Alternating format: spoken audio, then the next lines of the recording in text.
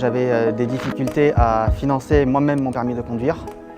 Donc l'ouverture de mon compte CPF m'a beaucoup aidé dans ma démarche pour pouvoir me payer le permis de conduire. Alors j'ai parlé de mon projet à Patrick Richard, mon éducateur en chef technique chargé d'insertion. Ma mission, c'est de les accompagner dans leurs projets professionnels, qu'ils puissent partir vers le milieu ordinaire quand ils ont des projets bien spécifiques.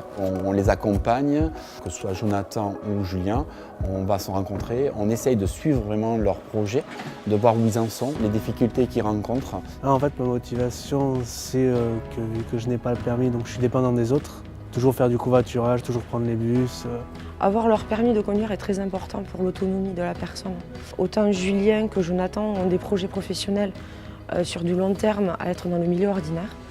Et c'est très bénéfique pour eux, déjà pour soit des mises à disposition ou des stages qui pourront être mis en place par la suite.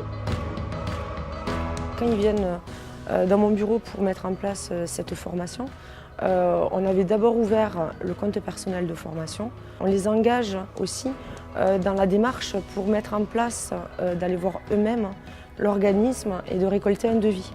Nous, on ne connaît pas tout le dispositif et si on a des renseignements, UNIFAP va nous répondre. On a une personne qui est rattachée sur l'établissement, donc on la contacte assez souvent, qui va nous dire ben oui, vous pouvez le faire, ou va nous donner des solutions autres. On organise des journées d'adhérents où on communique sur les différents financements, mais la formation professionnelle est quand même assez compliquée. Du coup, ils ne peuvent pas tout connaître, ils ne peuvent pas tout savoir. Et puis, chaque année, on peut avoir des nouvelles priorités parce que les priorités sont définies chaque année par notre conseil d'administration. Par exemple, cette année, on en a une nouvelle sur l'autonomie qui n'existait pas auparavant. Donc, c'est là où nous, on intervient.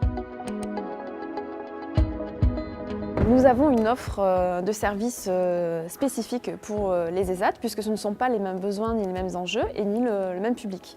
Nous avons par exemple des actions collectives régionales qui sont des actions de formation financées entièrement par UNIFAP et nous avons également une offre pour les encadrants, pour les moniteurs d'atelier. Pour communiquer sur ce nouveau dispositif mis en place depuis 2018, UNIFAP a créé une plaquette spécifique sur le CPF travailleurs handicapés qui explique le cadre réglementaire, les actions éligibles et comment le mobiliser.